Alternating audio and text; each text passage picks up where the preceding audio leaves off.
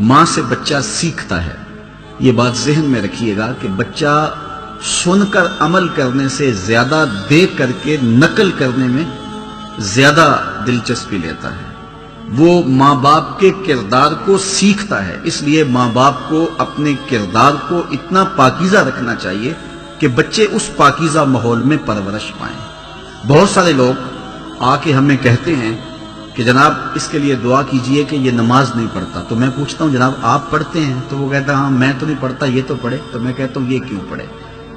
تو اگرچہ یہ ہر شخص کی آرزو ہے کہ میری اولاد نیک ہو، ایک چور بھی ایک آرزو رکھتا ہے کہ میری اولاد اللہ کی ولی بنے، لیکن ایسا نہیں ہوتا.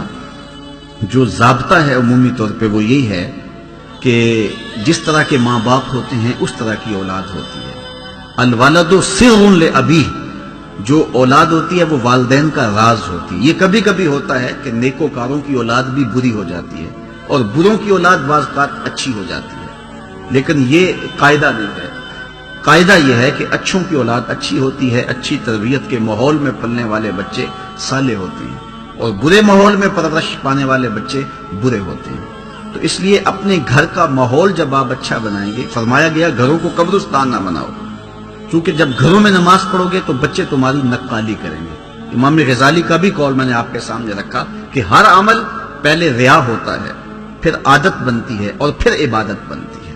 تو ابتداءً وہ امام غزالی کے قول کے مطابق ریا ہے. وہ سجدے میں بھی ایک آنکھ سے دیکھیں گے کہ ماں باپ دیکھ رہے ہیں، اور اس کے بعد پھر آہستہ آہستہ عادت بن جائے گی، اور پھر آہستہ آہستہ وہ عبادت بن جائے گی. اور یہ بات ذہن میں رہے کہ جو بچے بچپن میں نیک عمل کرتے ہیں، بلوغت کے بعد احکام شریعہ کا نفاذ ہوتا ہے، لیکن جو بچے بچپن میں صالح اور نیک عمل کرتے ہیں ان کا ثواب ماں باپ کے نامہ اعمال میں لکھا جاتا ہے. تو دوسری بات کہ اس عمر کی پختگی ساری زندگی ساتھ دیتی ہے. تو 7 سال کی عمر میں ہی بچوں کو نماز کی تلقین کی گئی، اور 10 سال کی عمر میں اگر وہ نماز نہ پڑھے تو ان کو سختی کرنے کا کہا گیا. ماں باپ اولاد کی صالح تربیت کے حوالے سے بنیادی نقطہ یہ سمجھیں کہ ان کو اگر رزق حلال کھلائیں گے تو پھر ان کی طبع میں، خون میں صالحیت پیدا ہوگا. جب اولاد کو حرام کھلایا جائے گا تو اس کے اثرات بد ظاہر ہوں گے، اور آپ کی محنت کوشش کے باوجود بھی وہ سدھر نہیں پائیں گے، اس لیے کہ آپ نے ان کو لقمہ حلال نہیں کھلایا. تو اپنی اولاد کو رزق حلال کھلائیں، بلکہ انہیں مشکوک رزق سے بھی بچائیں. جس طرح ہم دیکھتے ہیں کہ جو ناقص غذا ہے ان کا معدہ خراب کر دیتی ہے، اسی طرح جو حرام غذا ہے ان کے باطن کو خراب کر دیتی ہے. اس لیے پاکیزہ اور صالح غذا کا ان کے لیے اہتمام کیا جائے.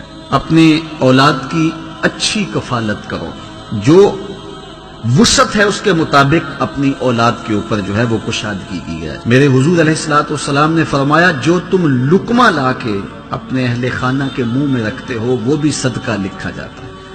تو اپنی اولاد کے اوپر کشادگی کے ساتھ خرچ کرنا چاہیے، اور انہیں کشادگی بھی دینی چاہیے، لیکن انہیں قناعت اور توکل بھی سکھانا چاہیے. حضور نبی رحمت صلی اللہ علیہ وآلہ وسلم نے ارشاد فرمایا ہر پیدا ہونے والا بچہ فطرت اسلام پہ پیدا ہوتا ہے. اب اس کے ماں باپ اس کو یہودی بناتے ہیں، اس کے ماں باپ اس کو عیسائی بناتے ہیں، اس کے ماں باپ اس کو مجوسی بناتے ہیں. تو گھر کا ماحول بچے کی ذہن سازی کرتا ہے، تو وہ فطرتاً مسلمان پیدا ہوا ہے، اس کی طبع کے اندر اسلام رکھا گیا تھا.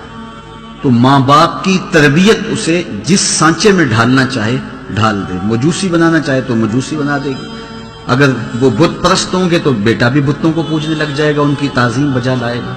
اور اگر وہ اسلامی طریقے کے مطابق اس کی تربیت کریں گے اور وہ مسلمان ہوں گے تو بچہ ایک صالح مسلمان کی صورت کے اندر معاشرے کا ایک صالح فرد بنے گا.